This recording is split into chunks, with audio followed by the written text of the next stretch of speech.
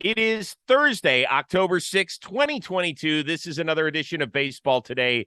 That is my man, Trevor Plouffe. I am Chris Rose. Producer Rob is along for the ride as well. It is the day before the postseason madness begins. Are you ready? I mean, look at my outfit, Chris. I have all white on. I am pure. I am innocent. Everything starts over now. Hey, we're going to talk about the Dodgers. Had a great regular season. No one cares. It's the postseason, baby. Let's go. Oh, my God. All right. We got a lot to get to. We'll talk a little bit about the playoffs, but we have a full playoff preview that will be at your disposal as early as when you wake up on Friday, so you can consume it right then. And in addition to that, throughout the postseason, we're going to be presented to you by SeatGeek. And every round of the playoffs, before the round gets started, we're going to be asking a SeatGeek question of the week or a topic of the week. But here's the deal. It comes from you guys out there. So we're going to send it out from the Chris Rose Sports Twitter handle and our social media channels. And what we need you to do is send in a question, okay? We're not only going to read it on the air, we're going to pick one, the best one that we think will add something to our show.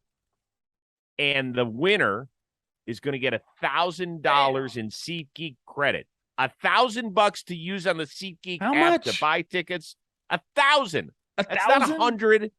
$1,000. So go out there, send in the best question you can. Now, it's got to be in by late Thursday night so that we can use it, all right, on the show for Friday. So make sure you send it in, make it funny, make it interesting, make it thought-provoking. We'll pick the best one. Plouffe, can you handle that? Feo, one of our longtime listeners and good friends of the program, is probably already typing his question right now. It's going to take him a while. I'm so excited for this. $1,000 means you can go see a playoff game with your buddy with some really, really nice seats. Quick reminder, we're going to be doing this throughout the playoffs. So basically once a round, before we get to each round, that's when we're going to do it. So make sure you get your first one in Thursday night so we can use the best question Friday. We're going to use it on the show, and somebody's going to get $1,000 credit to use on the SeatGeek app. So it's going to be awesome. But let's get to today's questions that I came up with, and I will not be getting $1,000. At least not from SeatGeek. More than that. Mets make it official. Max Scherzer, your game one starter against the San Diego Padres. Now, Joel Sherman in the New York Post reports that they might not even pitch Jacob deGrom in game two. Of course, if they win game one, they'll save him either for game three, if there is a game three, or game one of the NLDS against the Dodgers. Does this all make sense to you? It does, for a couple different reasons. One, let's just talk about Jacob deGrom in general. He has a blister. Giving him a max amount of time to recover for that is the best thing for him.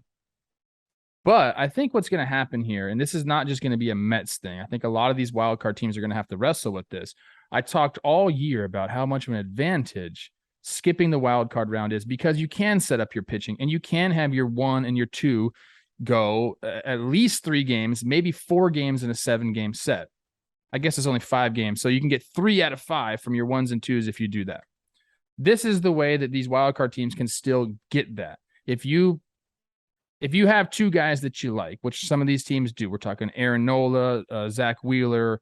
Now with the Mets, we're talking Scherzer and deGrom. If you save deGrom, you win game 1, you throw Bassett game 2, you can save deGrom for game 1, Scherzer for game 2, deGrom for game 5 in that series. So it's just a way to kind of a workaround that massive advantage of skipping the wild card round. Now, it has to happen perfectly. You have to win game 1, you have to win game 2, but at least it gives you a chance to set your pitching up for the next round. I think most teams, if you have 2 guys that you really like, are probably going to employ this, where you have 1 guy. If you win the first game, you'll probably throw your 3 in game 2 to save your other guy for the next round, if that makes sense. It totally makes sense. And particularly, I mean, it's the reason that you're spent $75 million combined on these 2 guys, so that you could have that sort of versatility and flexibility. And by the way, deGrom's last few starts of the regular season, it's Stop, Not though. great. That's a very small sample size for a guy that's But the all I most was talking dominant about pitcher was in baseball. last few. Well, hold on. If you were to line up the most dominant pitchers this year, Jacob deGrom is not one. Okay. He's not. That's not a shot at him. He's had times where he's been really, really good, and I wouldn't bet against him. But it's not like there. What I'm saying is there's not a drop off between Jacob deGrom and Max Scherzer. No. It's 1-1. It's not even 1-1A. It's 1-1. So this makes perfect sense. And Scherzer's ability to bounce back more so than deGrom if he has to pitch somewhere on short rest. Like they can't do that with deGrom. Yeah, no, I totally agree. And like I said, it makes sense for the guys, the teams that have those 1A, 1Bs, but it also makes sense for guys when you have a top 3. Typically, your number 1 guy you're gonna want to have for 2 games in the 5 game series. So this is the way to do it. We'll see how it works out. In theory, it all makes sense. In theory, it's like, okay, we can kind of turn the tide on that advantage. But again, you got to go play the games. You got to go win game 1 and game 2. Yep. But I think this is what makes the wild card round so fascinating are these pitching decisions that teams have. Because I agree with you. I didn't really think about it until you said it. But I think that there's a lot of teams that are going to employ that thought process. If there isn't a major drop-off between, not so much between 1 and 2, because I still think most teams are going to throw their best guy 1 because you want to win that first game. But if there's a huge drop-off between 2 and 3, then that really makes the decision huge, in my opinion. Do you go like, yeah, if you do that, you could say, okay, short leash bullpen day game 2, save our stud for game 3. It's difficult. And you know what? I really love difficult. that managers have to make these decisions. Yes. This is where you earn your money throughout the year. What did I say? You have to do a little dance in the dugout or in the clubhouse every once in a while to fire the boys up. This is the shit that matters, Chris. These decisions, pitching decisions in the playoffs. This is where managers make their money. Okay, except that aren't most of these decisions being decided today or yesterday or a couple days ago in full organizational meetings? It's not like they just say, hey, Skip, go figure it out. And boy, we're going to cheer you on from the box upstairs. That's not happening. I agree with the starters. They're doing that. But in game, when we're paring this pitching down and you're trying to ride a guy for 6 outs instead of 3, and then you got to see, can I bring this guy back on short rest? Like these are the manager decisions. And these are the ones that really impact a playoff series. And these are the ones that get me fired up because this is the true test for a manager. By the way, did you read the excerpt from the Verducci Joe Madden book? I did not. About Perry Manassian and what he and his cronies were doing in terms of handcuffing Joe Madden. And I did not. I'm very interested. Oh, yeah. Go read it. I'll just give you a real brief summary. It was basically they were deciding, not Joe Madden and his in-uniform staff, but other people were deciding which pitchers were not available out of the bullpen on certain days based on an algorithm that they were using. Did they go really talk? We'll talk about that later, but they didn't go talk to the pitchers, see how they felt. That's where Madden said he lost all respect essentially for his boss. Was that he said, I have 42 years of experience of literally putting my hands on guys and using my eyes and trying to figure out who's okay and who's not. And here you are using a math theorem. It was fascinating, but it's a little off topic, but I wanted to put that out there for you. Can I just say something? Yes, please. I've grown sour on Perry very quickly. There were some other things off the field that you probably can put 2 and 2 together for me in that organization, but that pisses me off. Yeah. There was another time where he supposedly called down to the trainer and had him pull Trout out of a game. It was some weird shit. Ooh-wee. So I'm sure we're going to get more to it eventually. All right, let's move on to LA's team that is actually still participating, the LA Dodgers. They won their 111th game of the season, most by a National League team since 1906 and tied for the 4th most all time. Did we take this team for granted this year? I don't think we took him for granted, Chris. We wax poetically about this team all year long. Congratulations on the Bilbo Baggins win total, 111th birthday. I love that. I don't know if you know that reference, Chris, but you can laugh. I like it. This team was so damn good. They won 57 games at home. You only play 81, Chris. That's over 700 winning percentage at home. You go up and down the lineup, pitching side, hitting side. There were just things that were happening. I mean, what Freddie Freeman and Trey Turner did with all the hits in their race, the pitching staff and all the people they had in the low twos. You can just go on and on and on. And you always ask me this question. You always say, is it all for naught if they don't win the World Series? Mm-hmm. This is a team that I truly believe it is all for naught if they don't win the World Series. And it's tough. It's tough, Chris, because what they've done is truly historic during the regular season. But the way our brains work, we want to call this team a dynasty. But you can't be a dynasty with one championship. And that 2020 championship is as legit as any championship. I don't want to hear that bullshit, okay? But they got to win another one. Okay. This is the year. They'll be back next year too, but they got to win another one if they want to be considered with like cross sport dynasties like Bulls, Lakers. I mean, they could be that. Warriors. They could be that team. They don't want to be like the Braves. You make all those playoffs and they only won one, right? Don't say only won one. I hate it. I'm just saying. That's really tough. But they're not a dynasty unless you win at least 2 championships. I love this team. I think they are. It's incredible. I have so much respect for them. But that's just the way the world works, man. Okay. But unfortunately, you're going off on a tangent where I need to save this question for before they play either the Mets or Padres in the divisional round. Okay. So we're going to circle back. Just remember, we're going to use that next Tuesday as well. But I think we did underappreciate them a little bit based on, because I would never have thought they could win 111 games fully healthy. That is a huge number. But then when you consider the number of starting pitchers they lost during the year, they lost Kershaw for a significant amount of time. They lost Walker Buehler for half the year. They didn't get Dustin May until late in the season. They lost Tony Gonsolin, who was an all-star. They lost him for several months. So if you throw all that together, you can lose a starting pitcher here and there and still be an excellent team. You lose these guys for that amount of time, I would never have thought 111 was a possibility. The Mets lost Scherzer for some time. They didn't have deGrom for half the season. They won 100 freaking games. That's uber impressive. To win another 10 or 11 games than the Mets, that's freaking unreal. I mean, the Yankees had almost no issues in their starting pitching health-wise, and I don't think they got to 100 wins. And I'm not here that's not taking shots at the Yankees. I'm showing how difficult it is, even when you have all your starting pitching intact, to get to the 100, let alone 111. So I think we just looked at that team, and we went, yeah, 111. No.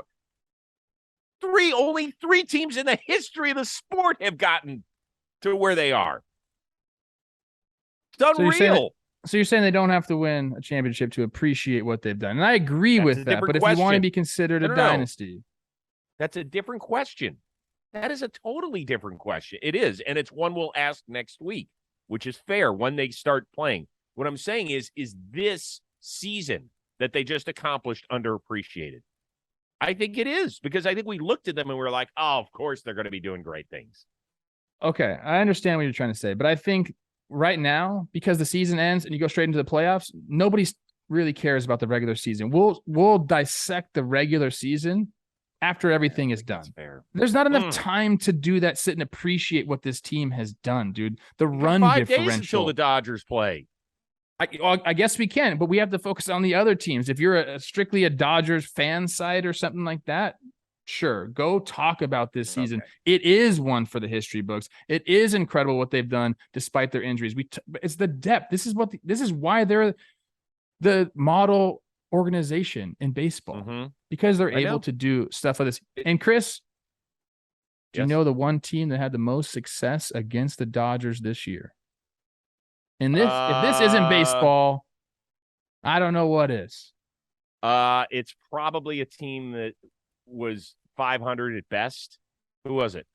They went 1-5 against the Pittsburgh Pirates. Yes, that's right. They got swept at that home series this year. That's right. That's great. It's incredible. Ball. It is. It is.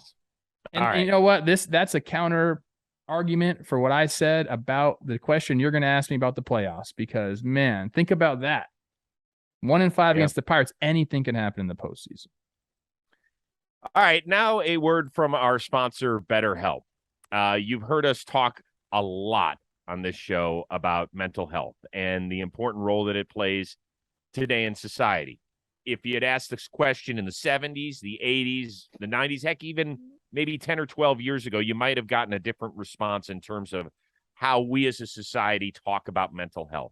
It is so important, right? Like if your knee's bothering you, your elbow's bothering, your back is bothering you, go see a doctor, you go see an orthopedist, you go see somebody that can help you. If things are not great for you between the ears, it doesn't mean you have failed. It just means you need a little assistance. And that's where BetterHelp can lend a helping hand. I have been a huge believer in therapy. I have gone on and off my entire life, ever since I was a little kid. I'm not so sure I would have always shared that information. I will do it openly and freely. We have heard professional athletes talk about it over the years. Austin Meadows of the Detroit Tigers talked about, how he had to step away from the game this year, not only because of physical issues, but because of things that he had to get straight with his mental health. Kevin Love of the Cleveland Cavaliers has been a huge proponent of as well. So this is BetterHelp. It's convenient, it's accessible, it's affordable, it's entirely online. You're going to get matched up with a therapist after filling out a very brief survey. You guys will meet. Hopefully you will click. If you do not, there is no ill will. You can switch therapists at any time. It is very simple to go along and find this out. Go to betterhelp.com/baseball today. You're going to get 10% off your first month. That is betterhelp.com/baseball today. You're going to get 10% off your first month. We want you feeling your best. It has not been an easy last 2.5 years in this entire world. If you need help, raise your hand. It's a sign of strength. Go get BetterHelp today. We continue on here in the show. Rob Manfred, the commissioner of baseball, was on, what is that, Get Up with Mike Greenberg on Thursday morning. They talked about a variety of subjects, including whether or not, now that Aaron Judge has reached 62 homers, maybe they put a little asterisk by Barry Bonds' name. Just so many different variables. There was a period of time when, the ball was different. There's a period of time where obviously we had steroid use. I think, in effect, people do that already. That when they look at the numbers, they look at the numbers and make a judgment based on the era in which those numbers were achieved.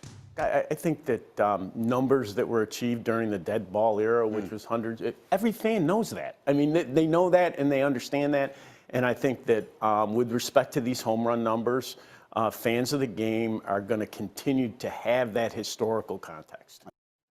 So Rob Manfred says that, no, it's up to fans to decide how they see it. Is that fair? That's like his policy. Like, hey, fans, you guys figure it out. I don't like it, man. Because look, he just talked about the dead ball era. Ask me about the dead ball. I'd be like, I don't know. It's dead ball.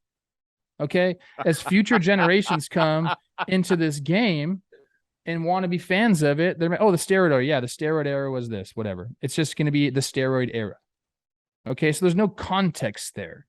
Okay. Rob has to understand, like, you just come out and say it definitively one way or the other. Don't say, I'm not sure. We'll let the fans do it. Okay. Say, no, 73 is the home run record. Or say, you know what? You're right. 62 is the legitimate home run record. Make the freaking decision, dude.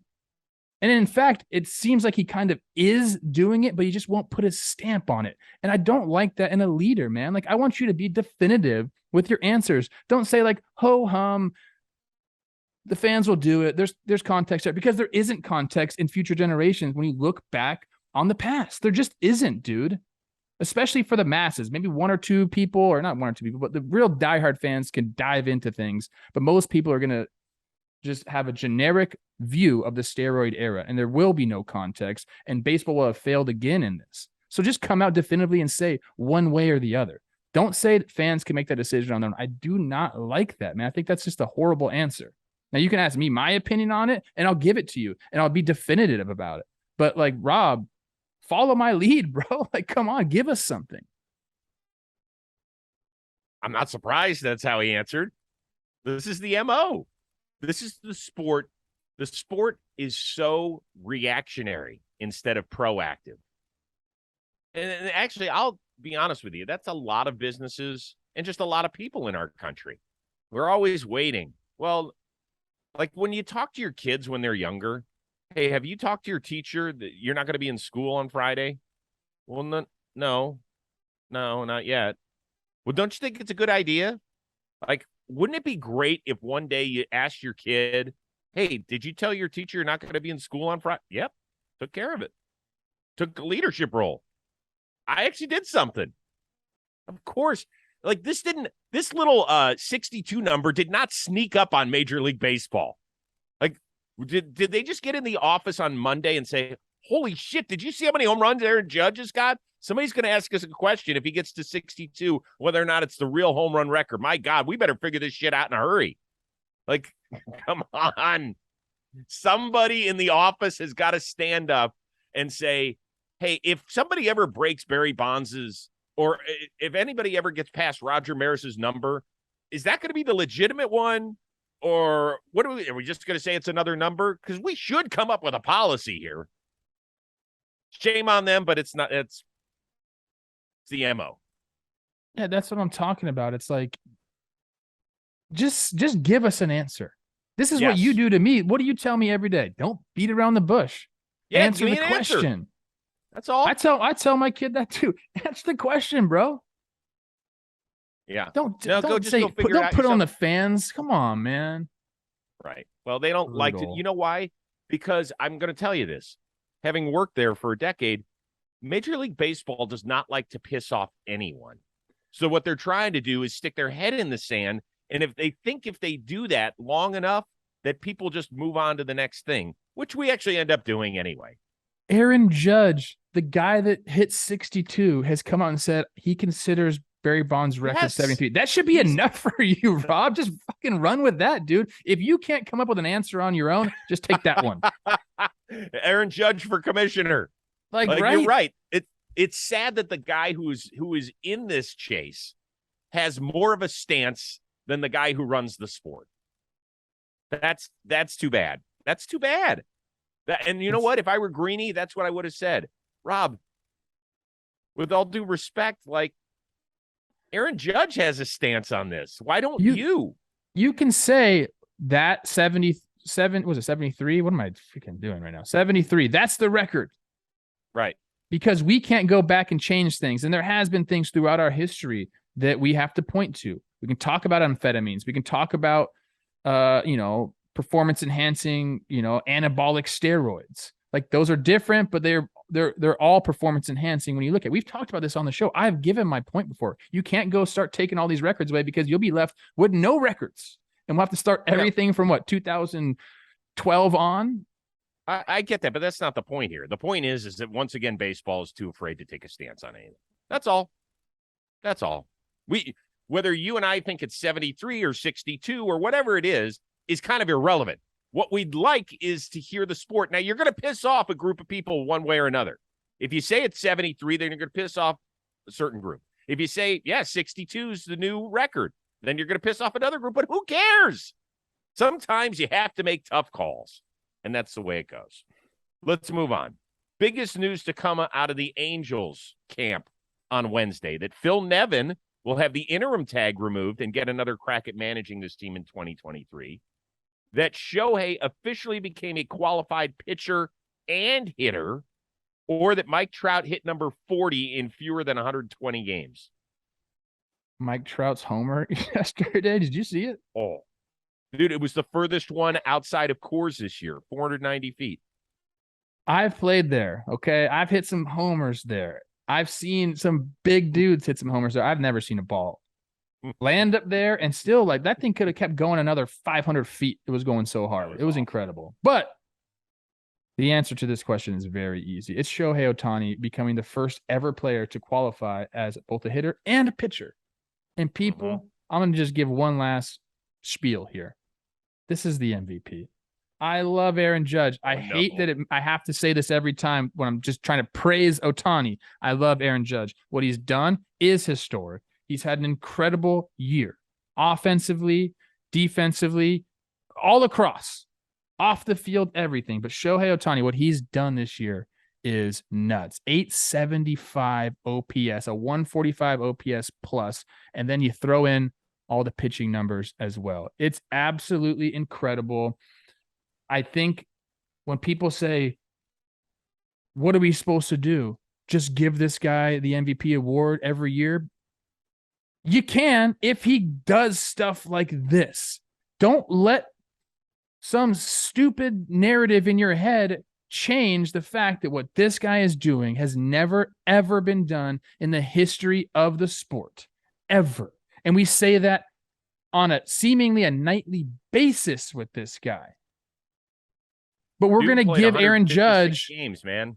We're going to give Aaron Judge the MVP because he hit 62. I mean, I know there's other factors involved, but the main reason is he hit 62.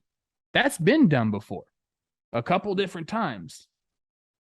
I get it, but people are going to.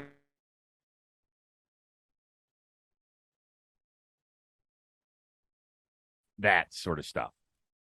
I'm just telling you that it's more than just his 62 homers, that it's WAR, that it's that he played a great center field. It's that he can run the bases. So it's more than just the 62. It's not like he was 62 and he had 275. That's not fair, but I understand. I know that, but the main reason they're saying is 62. And with Ohtani and WAR, we've talked about it on this show. They do not, he's broken WAR, okay? Because he gets docked as a DH because he's a DH, but he's not just a DH, he's pitches too. I know. Okay, so very quickly, and I agree with you. I think the correct answer here is Ohtani is the biggest thing. I want to reference Matthew Penn, who is a student at Syracuse. He's an analytics student. He said this season Ohtani had a 2.35 ERA, which is better than Max Scherzer has ever had in his best season of a qualified season. He had 11.9 strikeouts per nine, which is better than Clayton Kershaw has ever had in a qualified season. He's got 34 home runs, which is tied for the most that Juan Soto has ever had in a season. And he had a 148 OPS plus, which is better than Chris Bryant has ever had in a qualified season. Thank you very much, Matthew Penn, for pointing that out. Because when I read that tweet, I went, holy shit. You know how many teams would love to have one of those guys? The Angels have got all of them, and they still can't win. Hey, you want to talk about his OPS plus being 145? His ERA plus is 172. Get out of here.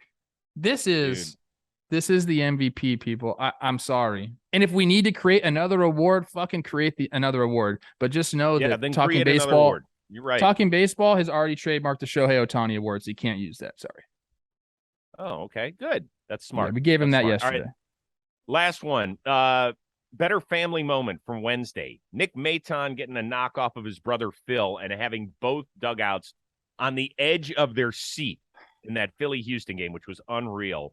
Or Stephen Vogt's kids announcing him when he came up to the dish on his last day over the PA, and then later having his last major league hit be a home run. Which one was better?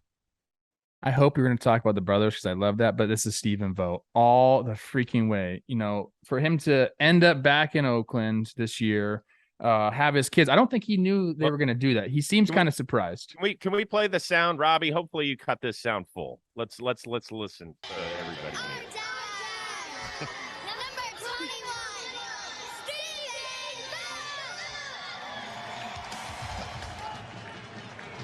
Vogt drives one, right field. Did he do it? Watch this around first base.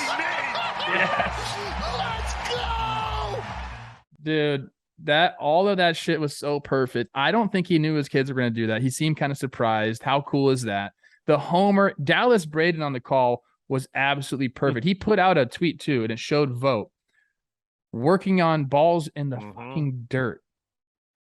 On his last day in the big leagues where he can get work in, he's doing that, setting the fucking example. I love this guy so much. I texted him, told him, I can't believe what you did. You're such an inspiration. That raw emotion around first base when he realized, oh my God, I just hit a fucking homer in my last at bat. It's a storybook ending for a guy that, shoot, man, we might see a movie made about this guy's life. It's pretty incredible.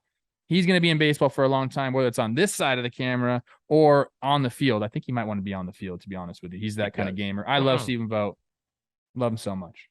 Yep. I texted him too. So I was so proud of him. We've become pretty good friends over the last several years. And he's just a great dude. And he became the 10th major leaguer since the expansion era started in 1961 to homer in his first major league plate appearance and his last major league plate appearance, which is really cool. Particularly when you consider that I think for a long time he thought it wasn't going to happen. He didn't get to the major leagues until 27. And then when he got there, I think he went 0 for his first, almost 30 or something. Oh, and then he got that home. Yeah. I mean, just pretty unreal. And yes, he's going to be a manager. He has said that. He wants to be a manager. And I don't think anything will stop him. And I think he'll be a damn good manager, and I'm happy for him. You know what can stop him? These media people flashing him the cash, baby. That's because he could do that too. He could do that too. He's going to do it great. I did love the Maton stuff, but oh yeah, the dugout's reaction is what made that even better, because I've seen brothers go against one another. In fact, Bradley Zimmer, then of Cleveland, took Kyle Zimmer, then of Kansas City, deep, which was really cool. This was fun. You've seen brothers compete. But to watch everybody on the edge of the dugout, that was fun. Because these games don't really matter right now. So this was the game right here. And I'm sure they talked it up the entire series. Like, if you get to face your brother, you better go do this. Because the Phillies won this one. They win this match. I love that, dude. I faced my brother one time in the Crespi High School alumni game. Base hit back up the middle, baby. Let's go. Way to own it. Worst part is that their mom, who was there throughout the series and was wearing the split shirt, she wasn't even there to see this. She had to go catch a flight. Wait a second. You had to go catch a flight? Come on, Mom. Mom, come on. Maybe Mom's got something better to do. What do you have coming up on John Boy Media? I have no idea. Talking Baseball is going to be running hot come playoff time. I think we're filming one today. We're filming one tomorrow night, all sorts of stuff. Just be on the lookout for me and Chris talking playoffs, and me, Jake, Jimmy, and BBD talking playoffs. We're talking a lot of baseball coming up here, Chris. You? Yep, same. Latest episode of the Rose Rotation with Ian Happ is out. We do talk playoffs there. We talk about his beloved Cubbies. He's heading into the last year of his deal. Have they made any contact with him about either an extension or getting traded in the offseason? We talk a lot about that. He's great. He's really, really good at this. Obviously, he's the tri-host of the compound. Has he passed me in homers yet? I think he's getting there, though. He's getting there next year, maybe. And a quick reminder, get in your SeatGeek question of the week. Get it in by tonight. Check out our social media channels, Chris Rose Sports on Twitter. I'm sure John Boy Media will be tweeting it out as well. Get the best one in. If we pick it and use it on the air, you're going to get $1,000 credit at SeatGeek, which is really cool. So we will see you with an early episode. It will not be live on Friday, but it'll be out early for your consumption before all 4 wildcard games. Okay? Very good. By the way, Ian Happ is 2 away from you, Trevor. 104. He might pass. For our outstanding producer, Robbie Scirocco, for Trevor Plouffe, who's hanging on to that 106 homers for the most ever by a John Boy Media person by the skin of his teeth. I am Chris Rose. We'll see you Friday on Baseball Today.